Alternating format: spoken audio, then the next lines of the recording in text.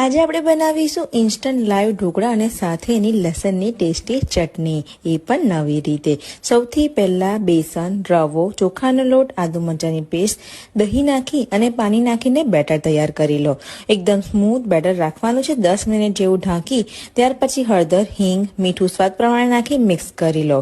Better તૈયાર છે। હવે આપણે થાળીને ગ્રીસ કરી સિંગ તેલ નાખી ઈનો નાખીને 1 ચમચી પાણી નાખીને આપણું બેટરને ફ્લફી કરી થાળીમાં ટ્રાન્સફર કરી 10 મિનિટ જેવું સ્ટીમરમાં સ્ટીમ કરવા દો અને ઉપરથી લાલ મરચું છાંટી દો। ત્યાં સુધીમાં લસણની ચટણી બનાવવા માટે લસણ, મરચું, મીઠું નાખીને ખાંડી લો। તો ખાંડેલું લસણ આપણે 2 ચમચી તેલની અંદર શેકી લેવાનું છે। ત્યાર પછી મરચું, ધાણા જીરું અને ચપટી મીઠું નાખી લો।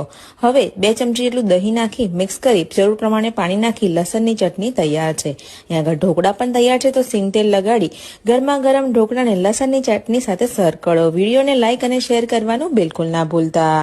આજે આપણે બનાવીશું ઇન્સ્ટન્ટ લાઈવ ઢોકળા અને સાથે એની લસણની ટેસ્ટી ચટણી, એ પણ નવી રીતે।